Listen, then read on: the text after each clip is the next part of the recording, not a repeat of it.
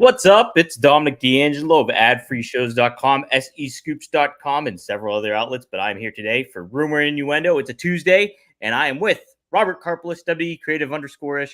Robert, happy Tuesday. What a Raw, huh? Happy Tuesday. Yeah, it was a great Raw, unless you were a windshield. That's it. Yes. Windshields were the victim on Monday.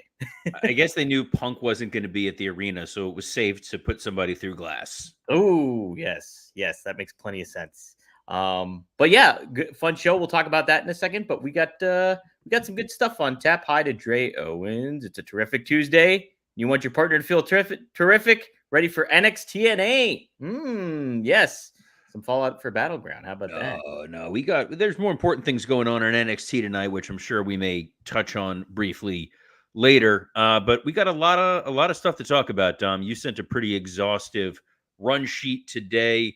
The Raw preview, Ricochet stuff, Laurinaitis stuff, yes, ratings conversations, lots to go down here. Lots to go down. And Raw did go down on Monday. With the main event had Drew McIntyre going up against Finn Balor and setting the stage for what we're going to see at Clash at the Castle between Drew and Damian Priest. Robert, I want to get your perspective about how they set Drew up throughout the whole evening and how they set Damian up. What did you think of the execution of all that together? So we talked about it yesterday that the water is a little murky. Yes. And it's like they're not sure what they're doing. And my takeaway after Raw was, oh, they're really not sure what they're doing. Part of it was that opening promo is just sort of like an AI chatbot built a segment. It's like Drew's going to go out there and say the stuff that he says very broadly, and then Priest goes out there and says the stuff that he's going to say very broadly to set up the main event. And if you're looking at this long term, and they do look at it long term, you needed a way to remind the audience you're getting Drew McIntyre versus Damian Priest at the PLE on Saturday. You don't know who's truly the babyface and the heel. Drew was a little bit more babyface than normal throughout the show, especially in that Sheamus segment, right, which really bugged me. Got to be honest, that one genuinely bugged me because I love smug heel Drew McIntyre. And when you endear him as a person, you're really taking away what the ultimate end goal was going to be. And I think the end goal became even clearer with the idea that now Judgment Day is barred from ringside. So that means no Carlito, no Finn, no JD McDonough, no Dominic Mysterio. So it is a true one-on-one match. So if Drew were to lose due to some sort of outside interference, it would have to be somebody not in the Judgment Day, Dom. Yeah, that little bit of a head scratcher you will want to see, especially if you're warming Drew up to continue this feud with Punk moving forward into SummerSlam. You want Drew to be as hot as a heel as you can possibly get. And well, you want to clear the deck. You don't want to give Drew a legitimate excuse beyond it being Punk. So the idea of making it a quote fair fight means the audience is going to decide who they want to back, whether that is Drew, who's clearly being disingenuous, or whether it's Damian Priest, who wears a stupid vest. What I liked kind of them setting up like Drew almost, it kind of made sense for the aspect. Okay, it's in Scotland. Drew's going to get cheered either way. Like, let's ride that momentum and just kind of have some fun with it. But you want to see it kind of make sense in the grand scheme of, hey, Drew's a jerk. So we want to see him be that jerk and not get corrupted by all this good stuff, friendship with Sheamus and, being in his hometown or home country and all that stuff. And just there's a lot of stuff going on that is really kind of muddy in the waters with it all. I would like to see Drew somehow pull the rug out from under Sheamus, but what kind of rug can he pull out from under Sheamus at this juncture? It's like Drew's got the stakes that he's got to be worried about. Sheamus necessarily not as much, obviously. Well, the long-term story they got here, again, is most likely it's going to be Punk costing Drew his opportunity. And Raw next week is in Corpus Christi, Texas. And I've run a Raw in Corpus Christi, Texas when I was there. So it's not a smart crowd for the most part. They're going to boo who you want them to boo and cheer who you want them to cheer. Mm-hmm. So Drew, angry about losing, Sheamus goes to comfort him. hey, buddy, whatever. And then Drew gets pissed at him. You set up a Drew and Sheamus main event. Maybe Ludwig Kaiser gets involved in there. You start intermingling a lot of things. You can get Drew back to being a heel. I think they just know this crowd's going to cheer for him no matter what. The only way that you could have made this crowd not cheer for Drew would have been a Drew promo talking about how he won his world title in an empty building. He didn't need the fans cheering for him. He didn't want the fans cheering for himself. He didn't do it for Glasgow. He didn't do it for anybody in the WWE universe. To hell with all of them. I don't need you cheering for me. I don't want you cheering for me. And I'm going to win in spite of you. And then boom, audience is going to boom. Right, right. Here, Antonio Santos asked real quick, do you think it would be smart if Punk interferes in the match, even though he's going to be booed? What do you think, Robert? Yeah, because there's still a part of the audience that, yes, Drew is the local guy, but he is still a heel. And they're going to pop where it's, oh my God, it's CM Punk. That's still an impressive thing to see. The last time Punk was over in the UK, things went swimmingly for him. Nothing bad happened. Absolutely nothing. Totally fine. Clash of the Castle last year, the landscape was so different. There was no CM Punk even on the radar of being part of the WWE. So this idea that the crowd in Scotland's going to get to see Punk, they're going to pop for him. And if they're invested in the story that's been told going back to the end of 2023, they're going to take that ride. Some may cheer, some may boo. They will get a reaction. And I think that they're planning for that. But that's a good point. I don't think that the audience is going to suddenly warm to Drew and hate Punk, especially in Corpus Christi, Texas. Right, right. Yeah. Unless Punk wears the abortion shirt, which I kind of hope he does because I love that. That's tremendous. Well, what else did you love about Raw? Would you think we got to see Braun Breaker beat Ilya Dragunov, but also seemingly right off Ricochet? Was that well executed? What do you think of all that aspect, Robert? Whew. That Braun Breaker Ilya Dragunov match was so perfectly timed. And here's why I'm going to say that. This is very much peek behind the curtain. And I love stealing Conrad's terms.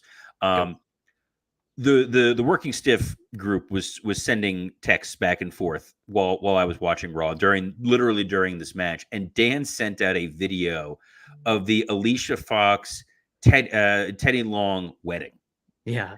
And you realize this is what we were getting. And then I look at my screen and I go, this is what we are getting. And kids, life is good right now if you are a WWE fan. This match was physical. It was hard hitting. There were a couple moments where Braun was hitting forearms that you saw where like there was a country mile between him and Ilya. But they made the impactful moments feel like everything hurt. Mm-hmm. Those spears genuinely felt like they hurt when he was flinging Dragunov into the announce table. Yeah. Thing of beauty. I was a little surprised at the clean finish, but I think we're conditioning the audience that you can get a clean finish over a guy and he's going to be okay. Mm-hmm. Jey Uso lost clean. Orton lost clean. Nobody's worried about their drawing power. So I think Ilya is going to be great. The Ricochet save after, and the whole him and Ilya in the back before, the little red herring of you and I, we're gonna do this again. And then he goes out there and he makes the save and he's like, I'm not done with you, Braun. You're like, oh, maybe this is going to be okay. And then you realize, no, this is a horror movie.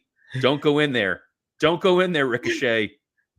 And he gets Rey Mysterio lawn darted right into Jimmy Hart's head, which was right. Oh, Jimmy loved that. Yeah. And then, yeah. And then I'm not going to do that to people's ears. I'm not going to do the Jimmy Hart thing as well.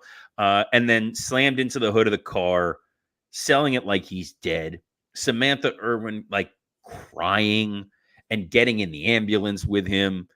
So well done. Mm-hmm. And if this is the end of Ricochet, and I really hope it's not, a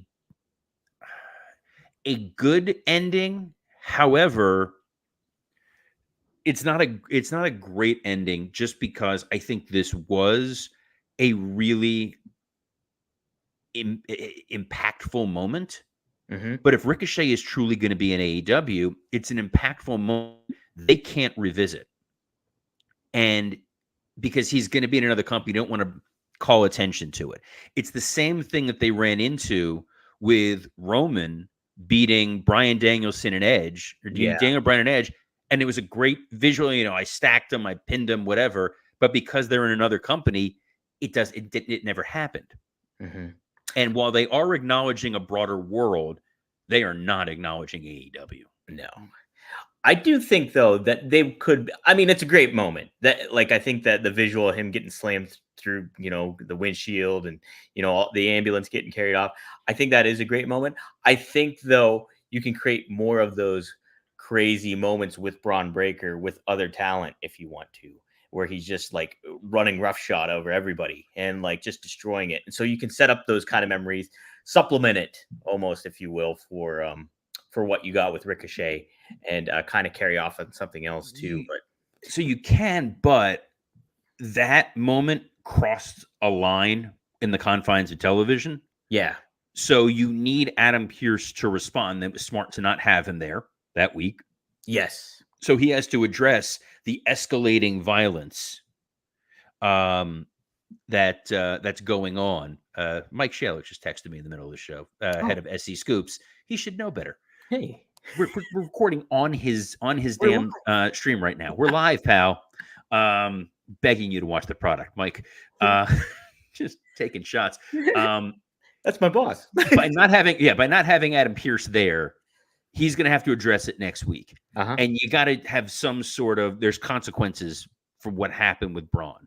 And I love that this is all stemming from Braun just being mad that he wasn't in the King of the Ring tournament. So you're continuing to make that tournament feel important. Mm-hmm. Yeah, I like it. Something else I liked, Liv Morgan. yeah. Nah, calm down, kids. Not like that. Mm. As an Would you intrigue, segue? no, that's no. Bad dumb. This idea that she's seducing Dominic Mysterio in such an overt way, and he's trying to hold back. This is what it made me think of. We're going back a ways here. Uh-huh. Did you ever see American Pie 2? Yes, of course. As a plane flies overhead. I remember seeing American Pie 2 in the theater opening weekend. And spoiler alert for a 21-year-old movie, Jim finally is alone with Shannon Elizabeth's character. And he's about to close the deal, and he realizes that he loves Allison Hannigan's character, and he leaves. He was about to hook up with Nadia, and he leaves. And I was in that theater, and the audience booed. How dare you give up the hook up with Shannon Elizabeth when you're choosing love instead? Right. There's Dom nuclear heat, and then there's rejecting hooking up with Liv Morgan heat that I don't think even he can survive. But the best part of this, the star of the chef's kiss, the other chef's kiss, and this is Rob Fee, who's mapping a lot of this stuff out, and he is brilliant. Finn Balor taking the hotel key when they were doing the group like high five. Yeah. Was, I mean, what a moment. And we'll get a payoff. We're going to continue to tell this story. And Finn, look, it was a rough night for Finn. It was Losing in the main event, but he's got that hotel room key, and hopefully the loss didn't knock down his confidence. But if it did, can we recommend to him our friends at Blue Chew? Yeah. This episode is sponsored by Blue Chew. Let's talk about sex. Guys, remember the days when you were always ready to go? Now you can increase your performance and get that extra confidence in bed. Visit BlueChew.com. Blue Chew is a unique online service that delivers the same active ingredients as Viagra, Cialis, and Levitra, but in chewable tablets and at a fraction of the cost. You can take them anytime, day or night, so you can plan ahead or be ready whenever an opportunity arises. The process is simple. Sign up at bluechew.com, consult with one of their licensed medical providers, and once you're approved, you'll receive your prescription within days. The best part, it's all done online. No visits to the doctor's office, no awkward conversations, and no waiting in line at the pharmacy. Blue Chew tablets are made in the USA and prepared and shipped direct to your door in a discreet package. Look, guys, we're not all getting Liv Morgan slipping us her hotel key, but the next best thing is if you're getting slipped a Blue Chew, because Blue Chew wants to help you have better sex. Discover your options at bluechew.com. Chew it and do it. And we've got a special deal for our listeners. Try Blue Chew free when you use our promo code RUMOR at checkout. Just pay $5 shipping. That's bluechew.com, promo code RUMOR. To receive your first month free. Visit bluechew.com for more details and important safety information. And we thank Blue Chew for sponsoring this episode of Rumor and Innuendo. And like Antonio Santos said, Jim used Blue Chew. The Bandcamp girl didn't need a flute anymore. So how about that? Yes, American Pie 2. I love that. I love that whole series. It's the crazy thing. The only reason it's stuck in my brain is next month, July 8th, is the 25th anniversary of that movie coming out. My God. I feel like I'm 1,000. Yeah. I remember sneaking into the theater to go see that movie. That was a big deal. And now it's, these kids don't know. They don't get it. They don't get it, Robert. These damn kids. So other things going on Raw. We had there were other things going on Raw. Yeah, there were other stuff. Sami Zayn and Chad Gable. Sami taking on Otis. What are you thinking of this? It's kind of, I don't know. It seemed like they were just staying the course, but I don't know. Little bit. I want a little bit more picking up on this thing. If it wasn't for this damn pay-per-view PLE on Saturday, we would have already gotten our payoff. Yeah. Mm-hmm. And the Otis payoff, we've teased it now twice. Just, we need to get there. It was just missed time beats, but I think part of the problem was they didn't know if Chad Gable was going to stick around. And the rumor and innuendo, Dom, is that Chad Gable has signed a new contract. So I think now they can more confidently move forward with the storyline, but they were sort of treading water a little bit. Mm-hmm. Yeah. And if you put the context of it, that makes a little bit more sense. But as a television viewer and as a fan, if you're just watching, you don't know all the ins and outs, and you're just, hey, what the heck's going on? Let's pick this thing up here. Why is Otis still him and Han, and lay the hammer down on Gable kind of thing? I tell you what though, Tozawa really looks like a victim here. Like his body language is just completely dejected. It's pretty well done on their part. Can we also talk about the strangest thing on Raw? Braun Breaker. Yep. Pat McAfee. Mm-hmm. Maxine Dupree have achieved a level of unnatural tan that is genuinely frightening. Like even Hogan would be watching this and concerned for their health. I don't know what you all are doing, but yikes. Like Maxine was glowing. And not in a radiant way, not in a pregnant way, and the fact that she looked like the Thing from Fantastic Four. There was a lot of tan going down there. And speaking of rock hard, no, I'm kidding. Damn it, I gotta say, we don't plan out the Blue Chew ads. They just arise naturally. I can't help myself. That would have been the perfect segue there. I think we covered the majority of Raw. The big thing is just, well, I would have liked to have seen AOP beat Awesome Truth. Yeah. Because I don't want to see Awesome Truth anymore. And I don't know what photos or videos or documents Paul Ellering has on Hunter and the organization. But the fact that he is getting paid to just stand there doing the Phil Jackson diamond hands and nothing else. What an analogy. Bless your heart, Paul. I love it. I love everything about this for you. He clearly, he may have the Janelle Grant smoking gun for all I know, and that's why they just keep him around. Well, hey, I mean, speaking of which, Robert, that's our next segment. Oh, good. Yes. What? Wait, was that really our next? I thought you Oh, were yep, saying that was an unhappy accident. I also love that you had definitely the unhappy. Laurinaitis thing. Based on the run sheet, it was right after the Laurinaitis, or right after the Blue Chew ad was when the Laurinaitis thing was supposed to happen.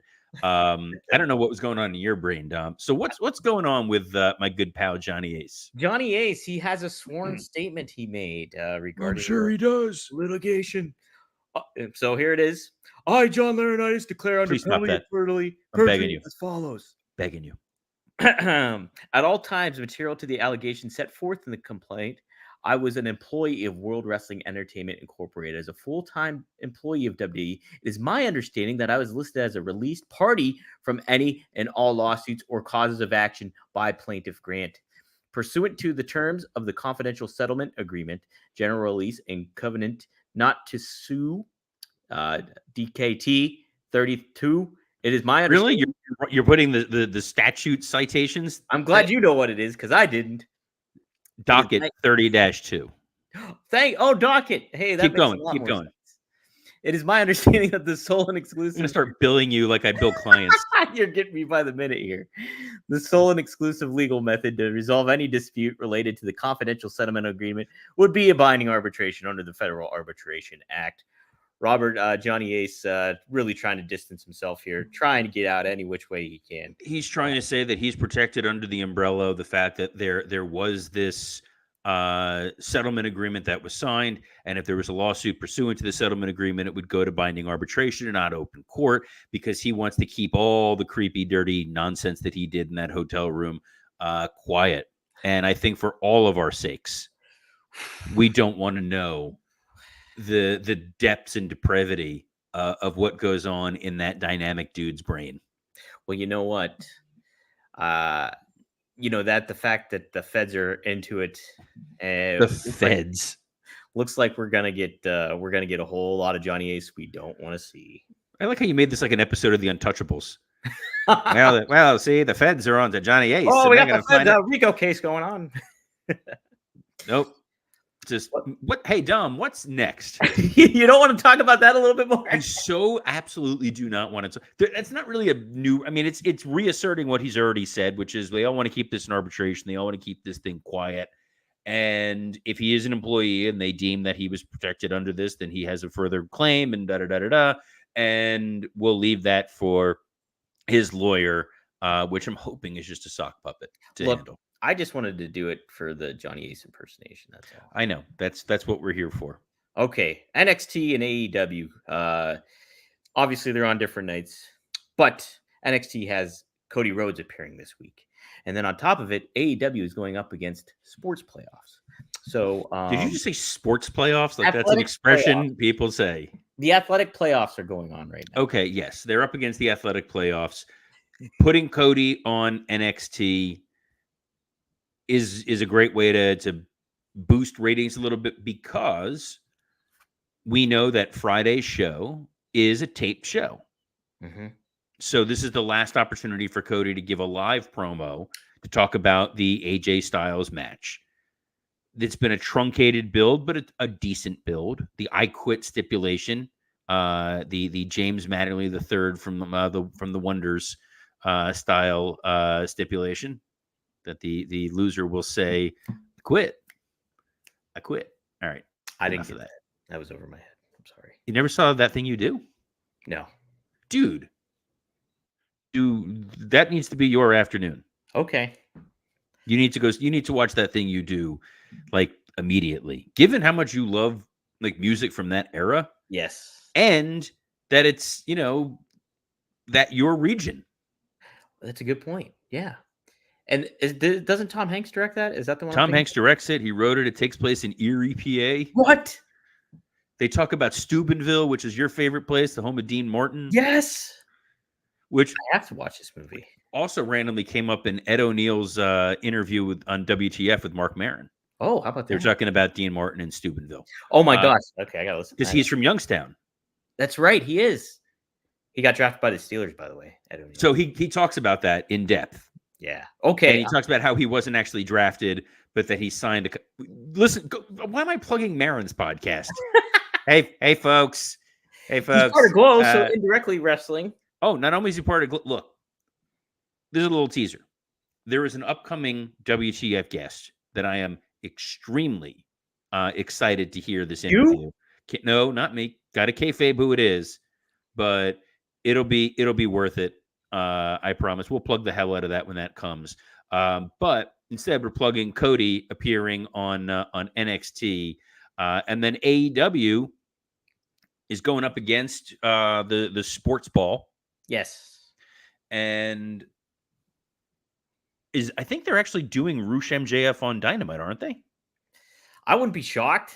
Um, that the fact that I don't know that even tells to what AEW is like in promotion. So it's one of those things where Turner's not going to be too upset about the ratings, because if they're not watching AEW on TBS, they're probably watching TNT and watching NBA playoffs. Yes. So they're getting your eyeballs one way or the other. Well, Robert, if they're having that match, they're certainly not advertising it on their social media. I thought I saw something with MJF and Roosh were tweeting back and forth with each other last night. Mainly because I was on, X live tweeting Raw, and I saw something with Max, and I was like, "Oh, what's going on?" And then I saw it was about Roosh, and I was like, "You know what? Life is short." But, Here you go, Robert. Roosh is in action. He's not facing. oh, okay. So Roosh is in action. That's all they're advertising. Wonderful. I had Well, to scroll down quite a ways. the good news is we'll do the Dynamite preview tomorrow. Ooh, I can't wait for Dynamite. But NXT tonight is gonna cap off their big week, since they had that Battleground show, which, if I'm them, why was I booking Shayna Baszler to lose? Yeah, I found that to be really weird, to be honest. Really weird. Especially with what you're doing on the main roster with her and Zoe Stark. You want to make her look as legitimate and badass as possible. Why have her lose to somebody down in NXT? It doesn't make sense to me on that Don't know what it got them. Lastly, there's this, you posted a Cody Rhodes quote. Yes. What is this what's going on here? He was talking about being the face of WWE and kind of embracing it. He said, I came into WWE, I was 20 years old. When you're 20, you think it's definitely going to be me. I'm the face of this thing. This is mine. At 25, you think it's definitely me, definitely. And as you get more experience and more educated in sports entertainment, pro wrestling, when that moment came for me, because I heard it several times, it's such a good feeling. But also the first thing is, woo, all right, okay. I welcome the responsibility and have enjoyed this time, because it's completely new face for WWE in terms of not just me, but new management, new ownership, everything. Being part of that is really cool. Yeah, it just kind of speaks to Cody going and that journey, and he's kind of reaffirming himself. And yeah, you think about Cody 20 years ago, he was wearing a mustache, having the dashing Cody Rhodes, working with Bob Holly. Very different trajectory at that moment in time. So he recharged the batteries, came back, feels like a big deal. Well, it is a good reminder. In wrestling, the road is long, and not everybody's career follows a straight linear path. So I'll use a perfect example. There's a dude who does a podcast that drops every Monday at 4:20 p.m. Yeah, who is that? He came from ECW, and occasionally enjoys the medicinal benefits of THC. And he was a dude who didn't get the keys to the kingdom until 2006. Yeah. Unfortunately, he also had the keys to his vehicle, and that's a totally different story and situation that led to those keys being taken away. But he was given that opportunity, and yet for years, all we ever heard was Rob Van Dam is being held back. He's being held down. They're never going to push him. They're never going to give him this opportunity. And he got there. Cody knows it's a long-term game, but for a short period of time, especially when I was there, we were pushing guys that were brand new and young. It's like, we're going to push John Cena and Randy Orton and Dave Bautista, and these guys have been in the business for a combined 6 years. Yeah, that was it. And it's like, these guys are your main eventers. So it became like, if you don't immediately hit, we move on. And for years, that was what there was. We'd bring in guys, they heat them up really, really fast, and then they flame out and they're gone. And Cody has learned, if you stick around with the longevity, you get a chance. Jey Uso, perfect example. I never would have thought one half of the Usos was going to be able to distinguish himself to be a main event babyface. Right. And he just loaded up. Lo and behold, he did. It's just kind of crazy. I mean, AJ Styles spent how many years in TNA? Like he's never going to get a shot at the big time, and there he is. And you would So think with AJ, he would not have gotten that opportunity because Vince hated the Southern accent and that, like, getting conveyed across on his product. Lo and behold, here he is. He made it. here he is. He made it, and we made it to the end of this show.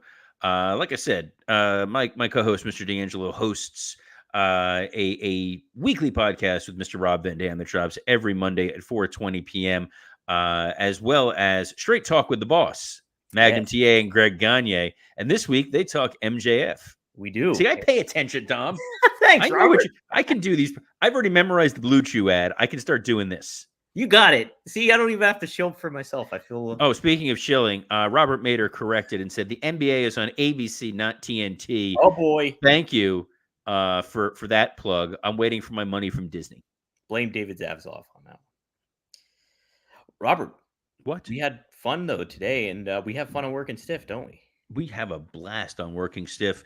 If you haven't checked it out, it's myself and three incredibly talented comedians: Dan St. Germain, Scott Chaplin, and Mike Lawrence, who we all jump on. We talk a variety of wrestling topics. The episode that's up this week was the Mount Rushmore of Carnies, which was a great show, great episode. This was a great episode, and you can catch it in audio format, assuming Dom remembers to upload it. If I remember. On iTunes, Spotify. Yeah, yesterday Dom forgot to upload the episode, and at 10:15 at night, somebody tweeted me, thank you for that, going, hey, the episode's not up. And I messaged Dom, and he was just like, whoops. Oh boy. These things happen, but the good news is you can catch us live. And also the replay is on our X accounts and all that as well. But you want to be here live at noon Eastern on the WWE Creative _ish X account, the Dominic D'Angelo X account, the Podcast Heat X account. Podcast Heat is who makes this show possible. The SE Scoops X account. Thanks, Mike Shaler, for paying attention, as well as on YouTube on Rumor and Innuendo, Working Stiff, and ad-free shows. I now get to go talk with my wife about my Vegas plans for WrestleMania. Figuring out when I'm flying out and when we're gonna. I'm gonna try to convince the Working Stiff guys and rope you in on this time that we're gonna try to do something out there in Vegas. I would be 100% for that. Some kind of get together, some kind of little Forbidden Door, Rumor and Innuendo live, something or other. Some mud wrestling. What the? On behalf of the guy who knows how to ruin everything, Dominic D'Angelo, I'm Robert Karpelis. Best of luck in your future endeavors. Lather up. Let's go.